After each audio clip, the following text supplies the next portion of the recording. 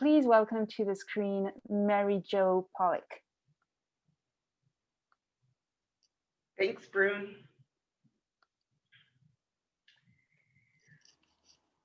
I walk into my office and I stand there and I think, why did I come in here?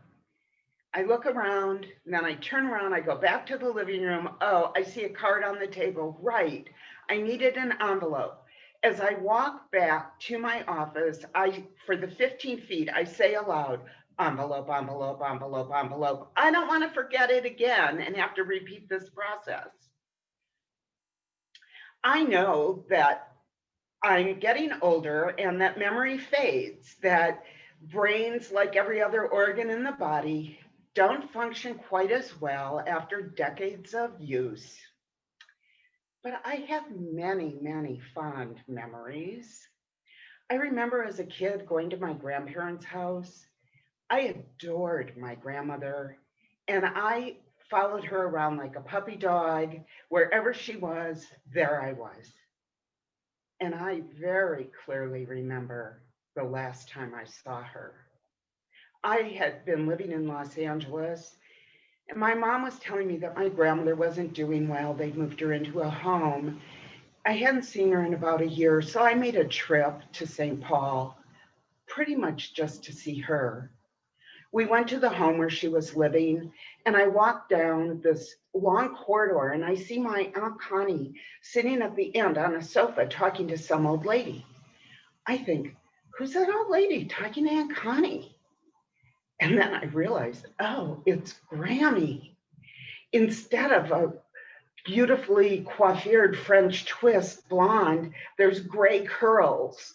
And she's wearing an ill-fitting dress instead of tailored clothing that I was used to. But she stood up and her arms out wide. She came running toward me and said, Mary Jo is here, and gave me a huge hug. I was so relieved that she knew who I was. Based on what my mom had told me that her memory was going, I thought that she wouldn't know me. We had a nice visit, and the four of us had lunch together. When it was time to leave, my grandmother walked us to the elevator, and as the elevator approached, I turned to her and I went, bye, Grammy, I love you. And she looked at me with those gorgeous gray-green eyes that had no recognition behind them and said, why? And when the elevator doors closed, I burst into tears. And I think I cried all the way back to my mom's. I was really close with my mom, and I visited, and my parents visited me in California. In 1991, my dad died, and my mom decided to move to Los Angeles to be closer to my brother and me. Here she was, 66 years old. After 45 years of marriage, she moves to a new city where she knows her children and maybe one or two other people. And she established a life for herself. She liked to golf. She found people to golf with. She played cards. She joined groups. She even started dating. I visited her a lot. And over the years, I noticed that her pristine housekeeping had gone a little bit south. The perfectly organized cupboards weren't quite so organized anymore. One day I was over and I was looking for something in the bathroom, and I opened a drawer, and there was her ATM card still in the envelope. She hadn't activated it yet. I went in the other room. I said, Mom, you have to activate your ATM card. You have to do it right now. Call that number. And I stood there to make sure that she did it. Later that day, I said, Mom, I've noticed that your memory seems to be failing. Are you aware of that? Are you doing anything about it? She said, yeah, I know. And I don't want to be like my mother. So I read a book. It's called Final Exit by Derek Humphrey. And you and Gordon need to read it, because if I turn out like my mother, that's what I'm going to do. This book gives people who have terminal illness tips for suicide.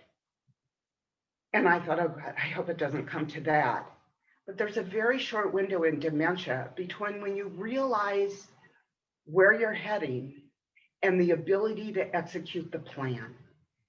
And that window closed for her very quickly.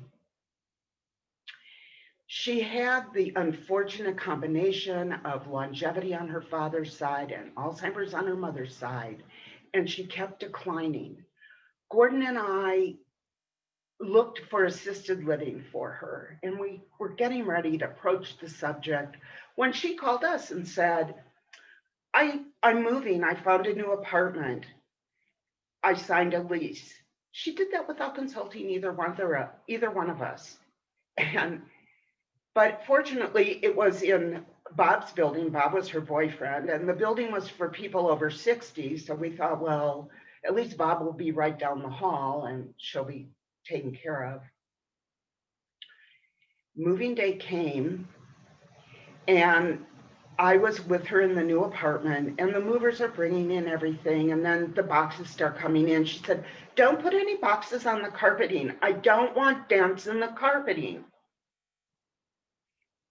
She's always been kind of a nut about the carpeting. She even used to not let us go in the living room after she vacuumed because she didn't want to see footsteps on the carpet.